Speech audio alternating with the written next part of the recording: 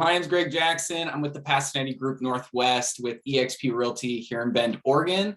Today, we're going to be talking about how to tap into your equity of your home. With me today is Vanessa Barnett. Vanessa Barnett with Geneva Financial, NMLS 1645169. Licensed in many states. So Awesome. Yeah, so today we're going to talk about how to tap into your equity and how you can use that to really, boost your future. So a few different things that we're going to go over today, kind of on the real estate side and the mortgage side. So first things first, you have the option to sell your home. With all this equity that people have built, you could move into a new area. You could sell your house and leave out of state where you really wanted to move. Being here in Bend, Oregon, there's a lot of people that couldn't afford here a couple years ago, moved to Redmond, Oregon, and they want to move back. And now they have that opportunity. So with selling your house, there's a lot of things to it, especially in the market that we're in right now. It's very competitive. We're in very low inventory as well. So one of the scary parts is if I sell my house, where do I go?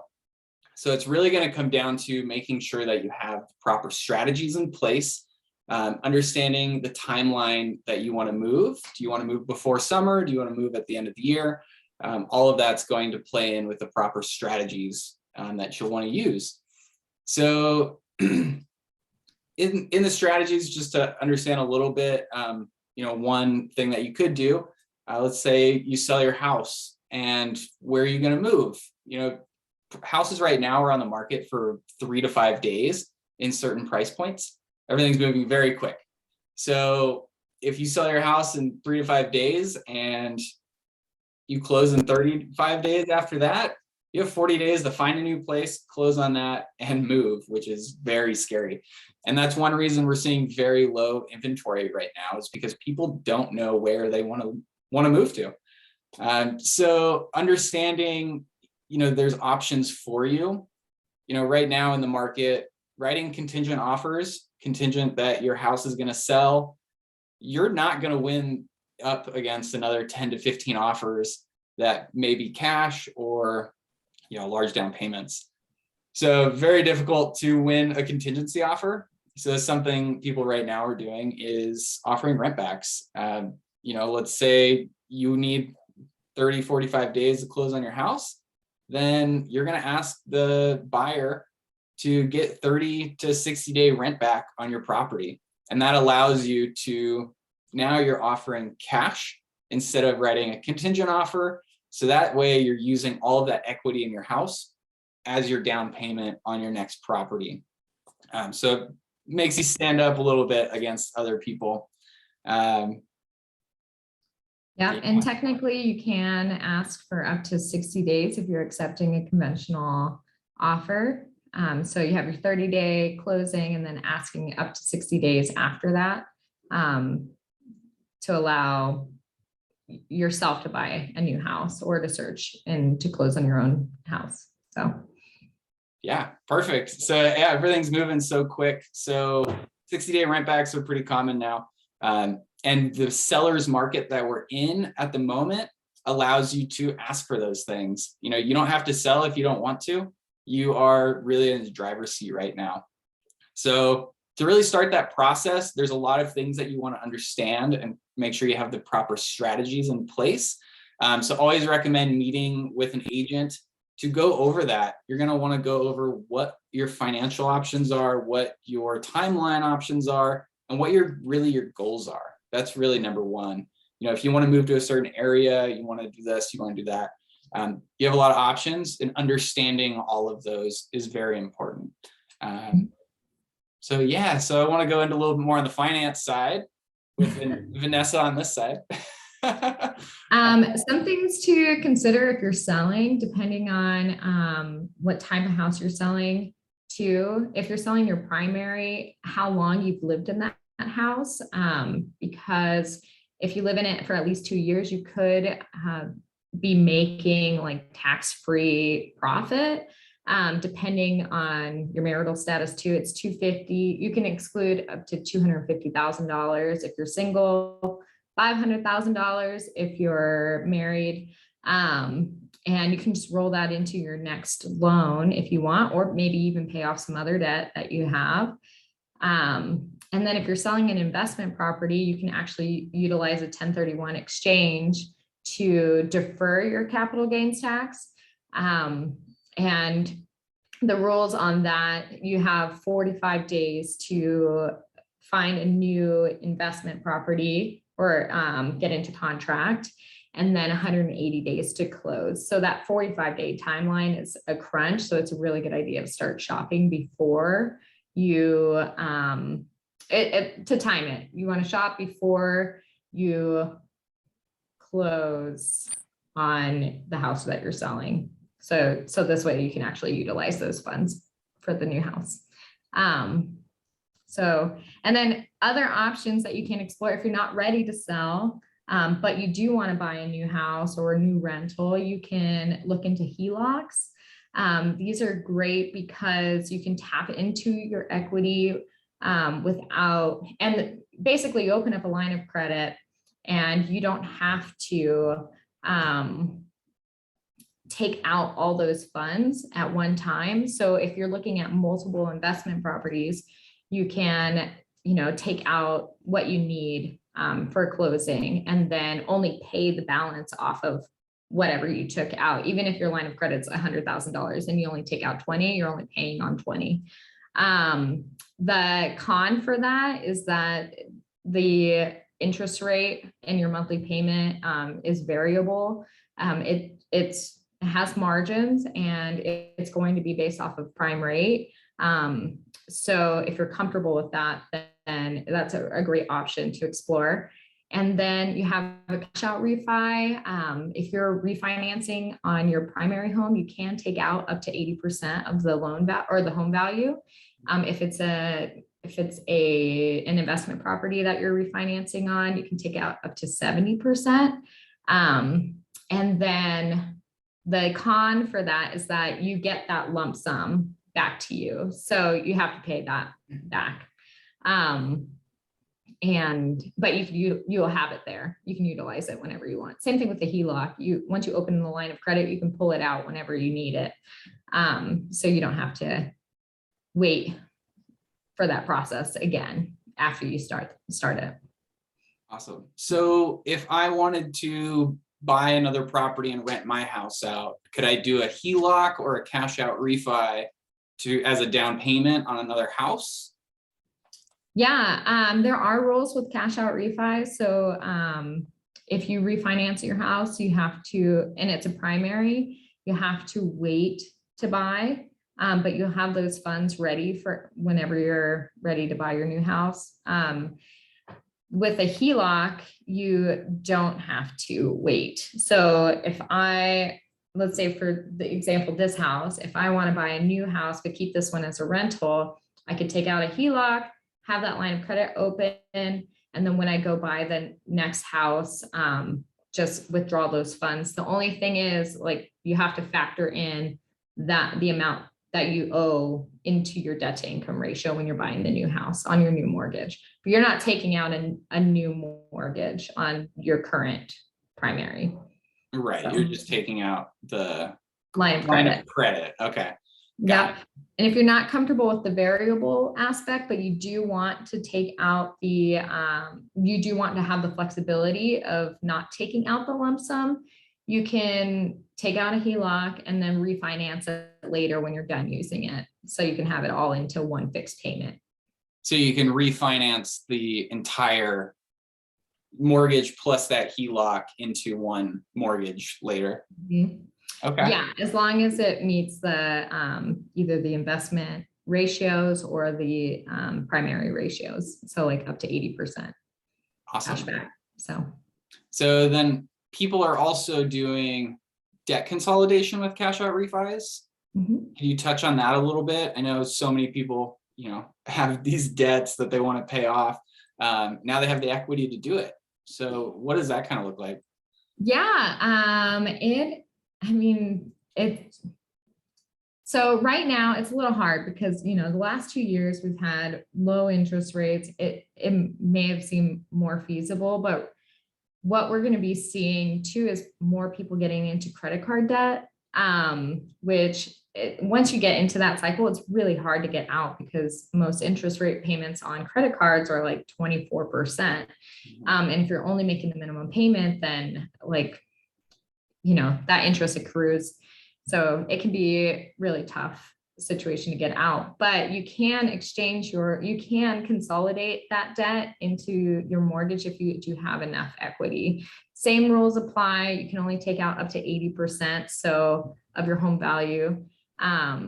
So you might be able to pay off like a couple credit cards. And even if you're taking in a higher interest rate on your home, you may be saving more in the long run because you're not paying that high interest rate debt off. So I can give a real life example. My husband and I, we just bought an investment property in a different state, and we had enough savings to pay off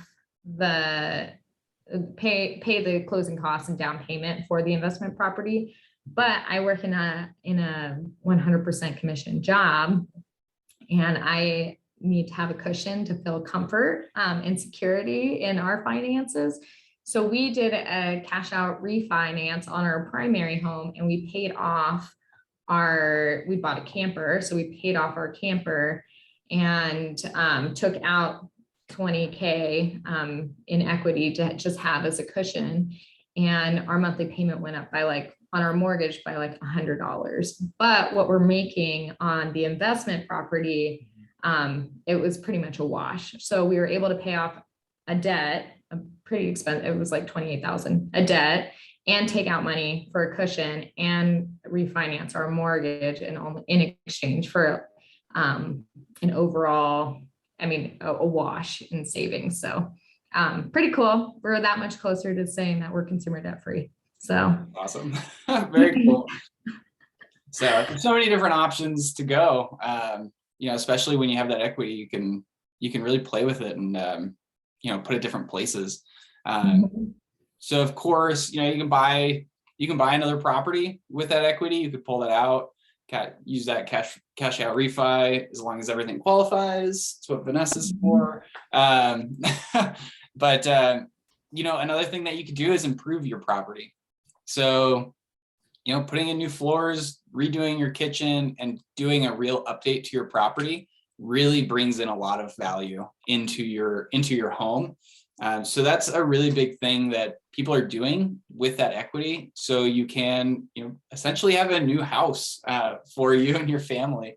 Everything will be updated, and you're going to be gaining a lot of that equity back because your home value is now going to be going up.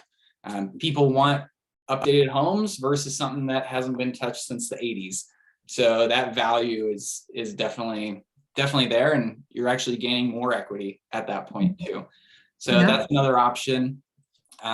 Here in Bend, I'm sure you've heard the term ADU, Accessory Dwelling Unit. So that's another one. ADUs can bump your home's value by 25, 35% sometimes. So ADUs, of course, you have to fit into the proper zoning requirements in Bend, but that's another option. You're probably looking at about, 80 to 120,000 to put something in, but you can use that as a long-term rental that can pay a big portion of your mortgage. If you can qualify for a short-term rental permit, you could use it as an Airbnb. Or just use it for family visiting. Everyone wants to come up here and visit. So that's another option as well. So there's so many options for your equity that you've gained in the last couple of years. So we have Vanessa has some software called HomeBot that we use for clients. Do you want to pull that up real quick, and we can show that? Yeah. And then also what Greg was touching on, that's called forced appreciation. So like adding value to your house or doing like a kitchen remodel or bathroom remodel, like the money that you put into it, the value that you're getting out of it typically is more, and it forces appreciation versus normal appreciation where it's based off of the market values that are going on outside of your house and how much you're paying down your loan by. So, but yeah, we have this great tool. It's called HomeBot, and it's just a monthly email. It's all it takes is your address and your email, and it takes public mortgage information or estimated depending on the area you live in. And it just kind of lets you know, like, this is what the market's looking like in your area. This is how much equity that you have based off of your mortgage information.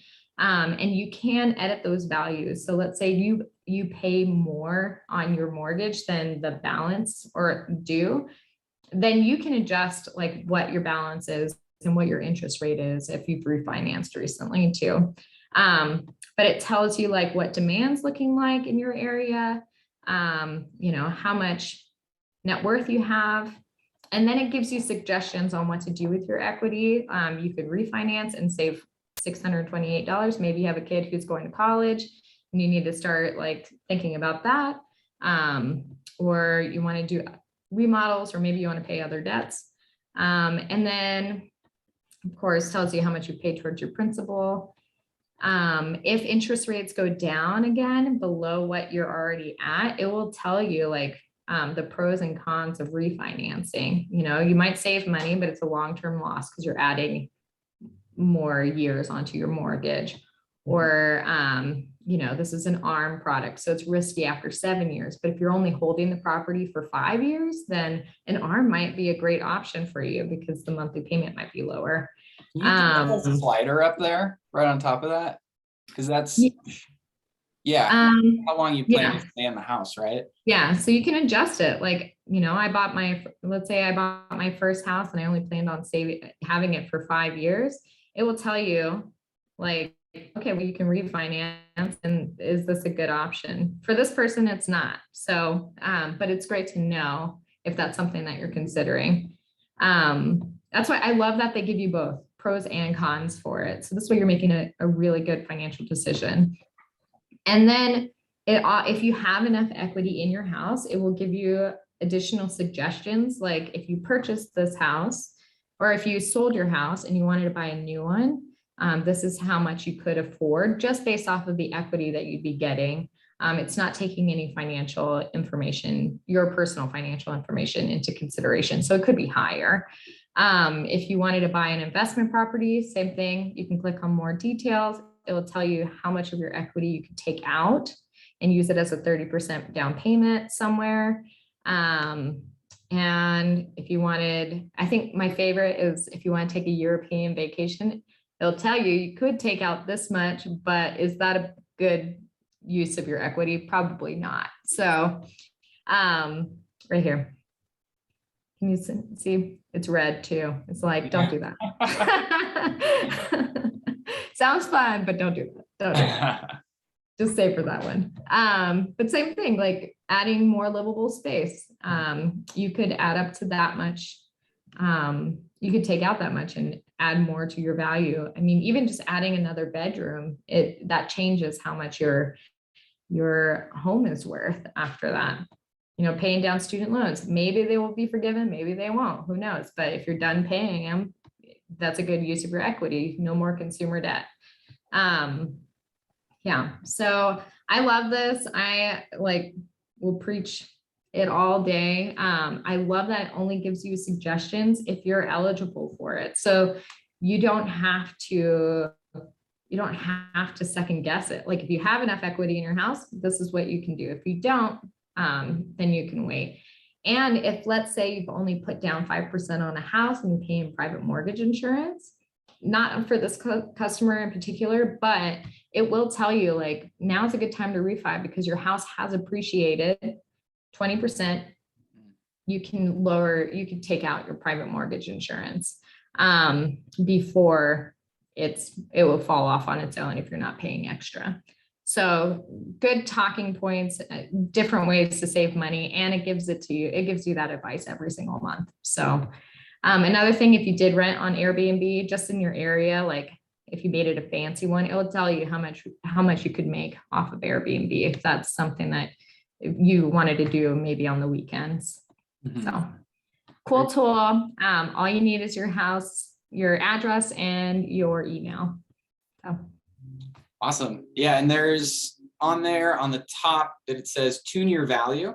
So if you've put work into your house since you bought it, you can request for an agent or somebody to do a CMA and look at the current value of your home, and that way you can adjust those values. So yeah, if you want to sign up for that, send us an email. That'll be in the description below. And I think that's pretty much everything we have today. Vanessa, do you have anything else you wanted to touch on? no, I just, I've utilized my home equity. I've seen the benefits that you can have from it. And a lot of things to consider is that in the last 2 years, homes have appreciated like astronomically. If you bought a house in 2020 with 5% down or 3% down, you might be able to refinance and get rid of your private mortgage insurance. You might be able to call your lender and ask them to remove it. So if there are ways to save money, like explore those options, because you could reinvest that money somewhere else. Maybe it will be into a retirement fund or college savings, or saving for an emergency fund, because, a majority of people don't have emergency fund savings. So you can, it's all about financial security in the long run. And if you already have a house, then you have a leg up on other people. So how do you take advantage of that? Investment properties, out of state, 20% down payment is maybe different somewhere else. So just something to consider. Cool. We'll do another video on that too. Okay. Awesome. Cool. Well, thanks for watching, everybody. If you have questions, there's a link below, or all of our information's below. So reach out at any time. And thank you, Thanks. Vanessa, for hopping on. Yeah. All right.